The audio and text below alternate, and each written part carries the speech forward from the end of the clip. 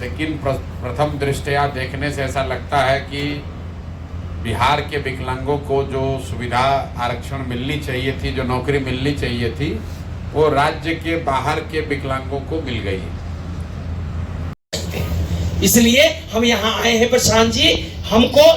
आप स्वीकार करें और हम पूरे अपने बिहार के अंदर जो हमारी यूनिट है सबके साथ हम रहें और आगे विधानसभा इलेक्शन है, हम सत्ता में भागीदारी चाहेंगे।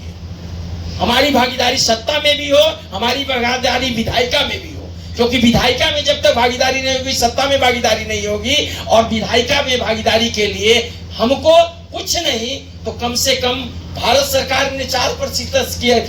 घोषणा की है आरक्षण की, तो उतना आप अगर पार्टी चुनाव आपकी पार्टी को अपनी पार्टी से चुनाव लड़ाते हैं तो कम से कम हमारे 4% जो है, जबकि पूरा मतलब आपको बता दें कि फर्स्ट सेंसस जब 1872 में हुआ था तो उस समय W हट्टन एक कमिश्नर हुआ करते थे, उन्होंने एक्सेप्ट किया कि वास्तविक स्थिति जो है यह विकलांगता की है ही नहीं, क्योंकि अभी भी बहुत लोग सामाजिक कुरीतियों के कारण ये बताने से हिचकते हैं कि उनके घर में भी विकलांगता है। जो विकलांग व्यक्ति दिव्यांग व्यक्ति है उसको जो तकलीफ झेलनी है सो झेलनी है, समाज उनके माता पिता को भी झेलवाती है, क्योंकि कहती है तुम्हारे पूर्व जन्म के कमियों से, पूर्व जन्म है कि नहीं मैं नहीं जानता, लेकिन हमारे माता पिता को कहा जाता है कि तुम्हारे पूर्व जन्म के पाप का परिणाम है कि तुम्हारा बच्चा ऐसा हुआ। वो पूर्व जन्म कहने वाले लोग शायद पूर्व जन्म जानते हैं, हम नहीं जानते हैं। तो ये सारी चीजें हैं और हम ये चाहते हैं कि वो सत्ता की भागीदारी हो और हम अपनी, अभी हम जस्ट प्रशांत जी आपके आने से पहले 2 मिनट की बात कर रहा था, गांधी मैदान में एक अभी बन रहा है व्हीलचेयर, ये लिफ्ट, एक तरफ से गांधी मैदान मतलब कलेक्टर कोठी से उस पार जाने के लिए, गांधी मैदान की तरफ जाने के लिए सीढ़ी, ऊपरी सीढ़ी पुल बन रहा है, वहां लिफ्ट लग रहा है लेकिन रैंप की व्यवस्था नहीं है, रैंप नहीं बन रहा है। मैंने एक मजदूर से पूछा कि भाई यहाँ हम जैसे लोग लिफ्ट में कैसे व्हील चेयर से जाएंगे, तो कह रहे सर हमको क्या पता। मुझे सोचा, मैंने सोच कर क्या है कि जाते आते ही मैं कलेक्टर से मिलकर के कहूंगा कि कैसे आप बनवा रहे हैं। मैं चाह रहा हूं कि हमारी सत्ता में भागीदारी हो ताकि हम इन सारे चीजों को इंप्लीमेंट करें। हमारा बजट आता है रैंप बनाने के सार्वजनिक स्थलों पर, वो बजट बड़ा रह जाता है, उसको इंप्लीमेंट नहीं होता है। 9 करोड़ 10 करोड़ 18 करोड़ 16 करोड़ एलोकेट हो जाता है लेकिन वो बजट खर्च नहीं होता है, क्योंकि हमारे प्रति किसी की सेंसेशन है ही नहीं।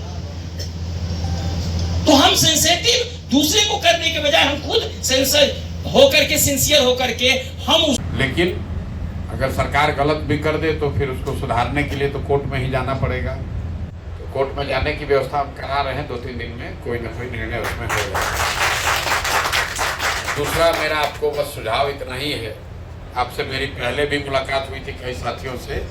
कि यहाँ पर दिव्यांगों के जो संगठन हैं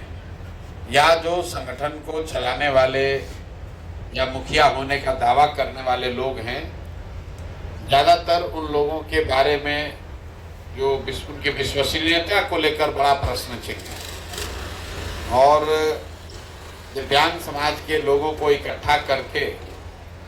किसी नेता से बैठकर डील कर लेना खुद के लिए,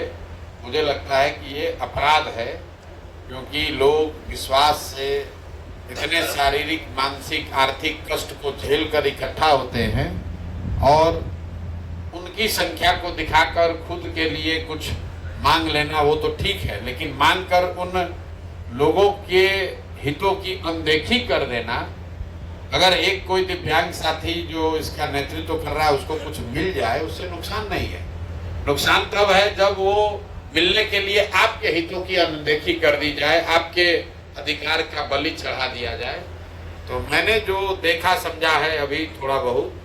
उसमें ऐसा लग रहा है कि जो लोग भी अभी तक इसका नेतृत्व करते रहे हैं उन्होंने इसको अपने प्रगति का, अपने आगे बढ़ने का, अपनी भूमिका बेहतर करने का जरिया बनाया है। तो मैं तो इतना ही कह सकता हूं कि जो भी दिव्यांग साथी यहाँ आए हैं, या आप ऐसे नेतृत्व का चुनाव करें जिस पर जो आपको बेचे नहीं। बात जनसुराज की, जनसुराज को भी आकर आपको बेचे नहीं। बात किसी एक दल और नेता की नहीं है। कोई आकर कि भाई हमारी संख्या 2% है, 4% है, 10% है, हमको आप ये जगह दे दीजिए, हम सारे दिव्यांगों का वोट आपको दिलवा देंगे, तो वो प्रवृत्ति रुकनी चाहिए, वो काम रुकना चाहिए। और उसको रोकने का एकमात्र तरीका जो मुझे अभी दिख रहा है कि राज्य के स्तर पर आप लोग 5, 7, 10, 11 लोगों का एक स्टीयरिंग कमेटी बनाइए और नए सिरे से दिव्यांगों को संगठित करने का, इकट्ठा करने का, उनको सही तरीके से प्रशिक्षित करने का, अपने मांग, अपने हक के लिए खड़ा होने का कहीं न कहीं राज्यव्यापी प्रयास होना चाहिए। वो प्रयास करना तो आपने ठीक कहा, वो तो दिव्यांग साथी को ही करना पड़ेगा। हम लोग जाकर करेंगे तो ना वो विश्वसनीयता आएगी, ना वो भावना आएगी। तो आप अपने बीच से जो भी 11 साथी या 7 साथी या 5 साथी जिस पर की राज्य भर की के दिव्यांग साथियों का भरोसा हो, ऐसे 5 चरित्र के मजबूत लोगों का चयन कर दीजिए। उसको चाहे तो जन स्वराज के बैनर के तहत उस स्टीयरिंग कमेटी बना दी जाए, फिर उन 5 या 10 या 11 साथियों को वो सुविधा व्यवस्था दी जाए ताकि वो निचले स्तर पर जाकर जिलों में, प्रखंड में, पंचायत में फिर से वो सारे लोग जो अपने आप को असहाय या नेतृत्वहीन विहीन समझ रहे हैं उनको फिर से इकट्ठा किया जा सके। लेकिन किसी 4, 5, 10 व्यक्ति को संघर्ष करना पड़ेगा। हम यहाँ 2 बरस से पैदल चल रहे हैं तभी तो लोग स्वीकार कर रहे हैं। चाहे एक व्यक्ति स्वीकार करे या 10 व्यक्ति स्वीकार करे, वो तब स्वीकार कर रहा है जब 2 बरस, 2.5 बरस हमने समाज में जाकर वो प्रयास किया है। तो मेरा आपको सुझाव है कि पटना में 10 लोग, 50 लोग, 500 लोग को जमा करने के बजाय आप राज्य के स्तर से जो लोग पढ़े लिखे, समझदार या समाज के लिए जिसने कुछ किया है, दिव्यांगों के लिए जिन्होंने कुछ तपस्या करी है, संघर्ष करा है, ऐसे 10-11 लोगों का एक स्टीयरिंग कमेटी बना लें। उस स्टीयरिंग कमेटी को गाड़ी चाहिए, व्यवस्था चाहिए, जो हो वो जन स्वराज से उसको मिले और 3 महीने में पूरे राज्य का दौरा करके एक बार नए सिरे से संगठन बनाया जाए, नए सिरे से लोगों को इकट्ठा किया जाए और जो दिव्यांग साथियों की मांग है, मैं आपको इतना ही कह सकता हूं कि जन स्वराज के घोषणा पत्र में उसको प्राथमिकता के आधार पर शामिल किया जाए। चाहे वो नौकरियों में आरक्षण की बात हो या भागीदारी की बात हो या जो सरकारी पैसे से बनने वाले इंफ्रास्ट्रक्चर में दिव्यांगों की भावनाओं को, उनकी जरूरतों को ध्यान रखने की बात हो, इस पर एक व्यापक चर्चा करके जो मांग 3 सूत्री 5 सूत्री मांग बनाकर उसको जन स्वराज के घोषणा पत्र में शामिल किया जाए। तो मैं 3 स्टेप देखता हूं। पहला स्टेप, पहले कदम के तौर पर 11 लोगों की राज्य स्तरीय स्टीयरिंग कमेटी आप बना दें और वो 11 लोग चुने जिस पर समाज का ये भरोसा हो कि कुछ भी हो ये आदमी बेचेगा नहीं। पहली बात, आप उनके पास साधन है कि नहीं, पैसा है कि नहीं, रैली कौन करेगा, इसकी चिंता मत कीजिए। सब चिंता सुविधा आपको जन स्वराज से मिलेगा। आप बढ़िया चरित्र वाले आदमी को ढूंढिए जो बिके नहीं और बेचे नहीं। दूसरी बात, ये 11 लोग अपने जीवन का कम से कम 3 महीना निकालें और 100 दिन पूरे बिहार में 38 जिला है, 38 जिला में जाकर दौरा कर वहां छोटी बड़ी सभा मीटिंग करके हर जिले में 11-11 का कमेटी बना ले। अगर हर जिला में 11 हुआ तो इसका मतलब करीब 400 लोग हुए और राज्य के स्तर पर 11, तो 400-450 लोग एक साथ बैठकर उन दिव्यांग साथियों की जो प्राथमिकता है उसको तय करें ताकि उसको जन स्वराज दल के तौर पर, व्यवस्था के तौर पर उसको अपनाए, उसको अपने प्राथमिकताओं में शामिल करें। और फिर जब वो हो जाए तो ये 400-500 साथी गांव जाएं, पंचायत जाएं, अपनी बैठकें करें, लोगों को बताएं कि एक नई व्यवस्था बन रही है। वर्षों से, दशकों से जिसकी चिंता किसी ने नहीं की, उसकी चिंता गांधी और बाबा साहब के विचार वाले इस प्रयास में हो सकती है। हम लोग एक बार संकल्प लें। हम लोगों ने जाति पर वोट दे दिया, कभी वादों पर वोट दे दिया, कभी हिंदू मुस्लिम पर वोट दिया। एक बार अपने दिव्यांग साथियों के बेहतरी के लिए,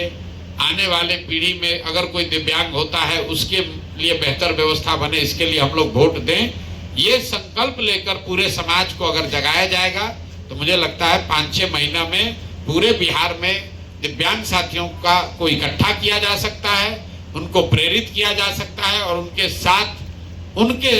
जरिए पूरे समाज में ये एक चेतना का संचार हो सकता है। जहां तक रह गई बात भागीदारी की, तो वो आरक्षण के आधार पर राजनीतिक भागीदारी तो अभी संभव नहीं है, लेकिन भागीदारी आपको इस दल में जरूर होगी। इस दल के कोर कमेटी में बनाया जाए, इस दल को चलाने वाले में आपकी भागीदारी बिल्कुल सुनिश्चित कर देंगे, क्योंकि जन स्वराज किसी व्यक्ति का दल नहीं, किसी जाति किसी परिवार का दल नहीं। आज जो भागीदारी की आप मांग कर रहे हैं, आप दल में भागीदारी लीजिए, दल के नेतृत्व में भागीदारी लीजिए, ताकि कल होकर आपको किसी प्रशांत किशोर के सामने हाथ ना फैलाना पड़े। एक विधायक के बन जाने से पूरे समाज का भला नहीं होगा, लेकिन अगर दल को चलाने वालों में दिव्यांगों के लिए, उनकी भावनाओं के लिए, उनकी जरूरतों के लिए सम्मान होगा, तो इस बड़ी व्यवस्था में समाज को लाभ मिल सकता है। तो मैं आपसे आग्रह करूंगा कि जो 11 लोग आपकी स्टीयरिंग कमेटी बनेगी, उसमें से एक व्यक्ति जो जन स्वराज की व्यवस्था चलाने वाली कोर कमेटी है, पूरे राज्य से 151 लोग इस व्यवस्था को चलाते हैं। तो मैं चाहूंगा कि 11 लोगों की जब स्टीयरिंग कमेटी की पहली बैठक हो, तो उसमें से एक व्यक्ति को दल की शीर्ष बॉडी में नामित किया जाए, ताकि जो भी दिव्यांगों के नजरिए से जो बातें हैं वो दल के नीतियों में, दल के कार्यक्रमों में, दल के प्रयासों में, दल की प्राथमिकताओं में उसको शामिल रखा जाए। तो मेरा यही आपसे सुझाव है। अब बाकी इस चीज को ऋषभ और धर्मेंद्र हमारे 2 साथी इसको फॉलो कर रहे हैं। तो मेरा आपसे अनुरोध होगा कि अगले 10 दिन में हम लोग इस 11 सदस्यीय राज्य समिति बना लें और कोशिश करें कि मार्च के महीने में